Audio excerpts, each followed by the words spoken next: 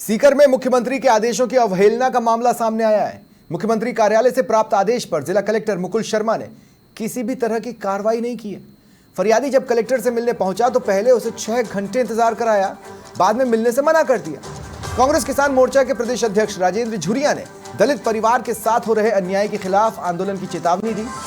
फरियादी ने बताया, जिला कलेक्टर ने न तो आज तक उनकी जमीन का नामांतरण करवाया, न ही भूमाफियाओं से जमीन मुक्त करवाई। पूर्व में समाचार प्लस द्वारा मामला उठाए जाने पर मुख्यमंत्री ने नेचवा तहसीलदार अविनाश चौधरी को एपीओ किया था। खबर चलने के बाद सीएमओ ने मामले की रिपोर्ट मांगी है। और ज्यादा जानकारी के लिए बात करेंगे ब्यूरो चीफ रमेश शर्मा से। रमेश, क्या जानकारी है?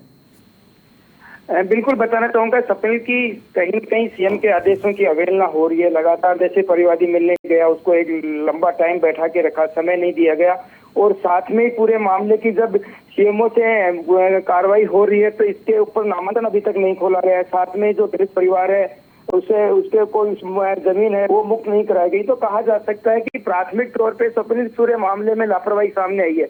और देखिए सपनिल, ये बात भी सही है कि जब कोई परिवादी सीएमओ में पहुंच जाता है और वहाँ के सीएमओ से कोई आदेश होते हैं और उसमें इस तरीके की कार्रवाई नहीं होती है तो कहीं ना कहीं एक सोचनीय विषय है। और साथ में जिला प्रशासन पे भी एक सवालिया निशान लगता है कि जब सीएमओ किसी मामले को लेकर के वहाँ के जो तत्कालीन तहसीलदार थे अविनाश चौधरी, उसको एपीओ कर दिया गया था और दलित परिवार की पूरे तरीके से सुनवाई की गई थी। इसके बाद में जिला प्रशासन की ओर से उसे कहीं ना कहीं कोई राहत मिलती नजर नहीं आई।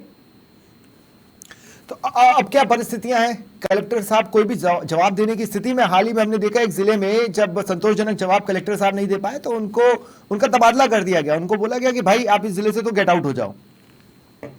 नहीं, देखिए कहीं कि अगर सीएमओ के आदेश की अवहेलना होगी तो निश्चित रूप से ये कार्रवाई होना भी कोई बड़ी बात नहीं है, क्योंकि एक दलित परिवार था, वहाँ सीएमओ से जाकर उसने मदद मांगी थी और जब समाचार प्लस ने इस मामले को पूरा प्रमुख से उठाया था। इसके बाद में तहसीलदार था जिसमें ये कार्रवाई हुई थी कि लाखों रुपए की डिमांड वहाँ की गई थी। ये कार्रवाई तय भी हो गई थी कि पैसे की मांग की गई है। इसके बावजूद भी अगर इस संवेदनशील मामले को अगर जिला प्रशासन हल्के में लेता है तो निश्चित रूप से कहा जा सकता है कि कलेक्टर के ऊपर भी कार्रवाई हो सकती है। ठीक है, बहुत बहुत शुक्रिया आपका तमाम जानकारी के लिए। आप नजर बनाकर रखें।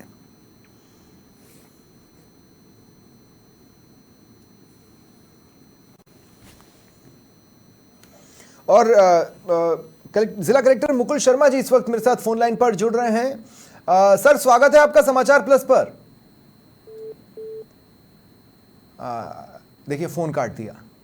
संभावनाएं कई हैं, आप भी समझदार हैं, समझते हैं कई बार फोन तकनीकी कारणों से कट जाता है, लेकिन मोबाइल तो साहब हाथ में है, कभी कभी खुद भी काट दिया जाता है। सीएम ऑफिस से आदेश है, इसके बावजूद किसी तरह की कार्रवाई नहीं होने की वजह से कलेक्टर साहब अब सवालों के घेरे में हैं। तो चलिए एक बार फिर कोशिश करते हैं। मेरी टीम उनको कांटेक्ट कर रही है।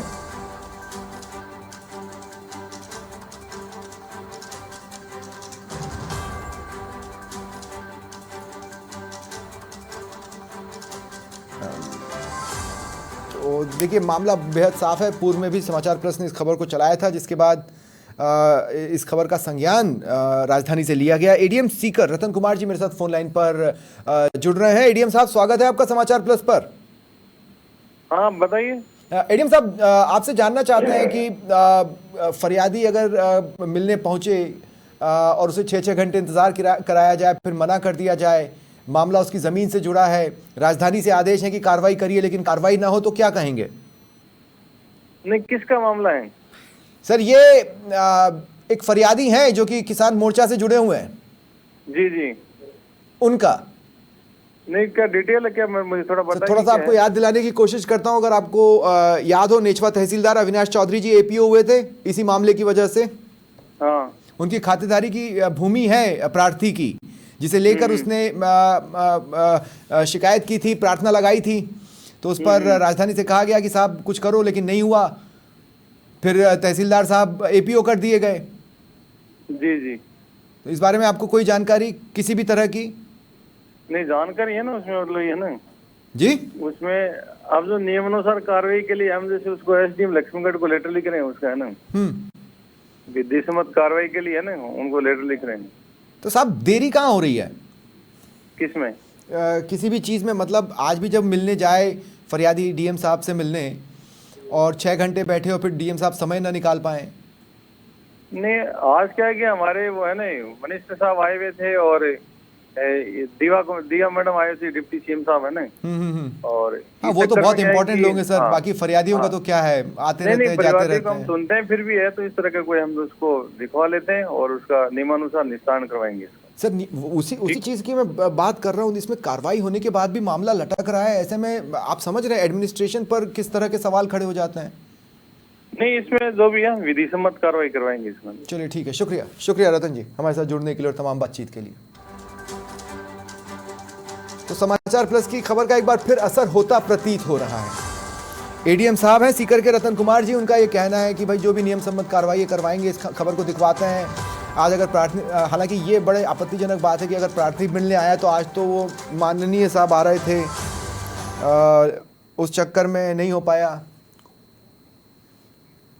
हेलो, और एसडीएम साहब हैं मोहर सिंह जी, मेरे साथ इस वक्त फोन लाइन पर जुड़ रहे हैं। सर स्वागत है आपका समाचार प्लस पर।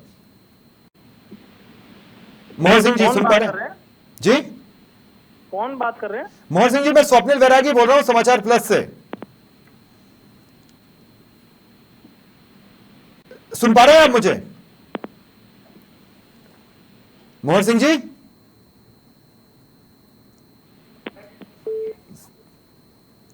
आज बड़ा अजीब स्थिति नहीं है, मतलब जो भी जिम्मेदार लोग हैं, अब कुछ तो सुनने को तैयार बैठे हैं लेकिन कई सुनने को तैयार नहीं बैठे हैं। कुछ को आवाज नहीं जा रही है, कुछ चैनल का नाम सुन के फोन काट दे रहे हैं। बहरहाल चलिए अब देखते हैं एडीएम साहब ने जो वादा किया है उस पर कितना खरा उतर कर वो दिखा पाते हैं। सरकारी मशीनरी माननीयों के लिए लगी थी, माननीयों की सेवा के लिए, उनके मूवमेंट के लिए। तो क्या माननीयों के मूवमेंट के लिए आम पब्लिक को, जिन्होंने उनको वहां भेजा है, जिन्होंने उनको माननीय बनाया है, भटकना पड़ेगा, तरसना पड़ेगा, किलसना पड़ेगा? बहरहाल कलेक्टर साहब अब फोन ही नहीं उठा रहे हैं, लेकिन खबर का असर होगा, इस बात की गारंटी हम ले रहे हैं।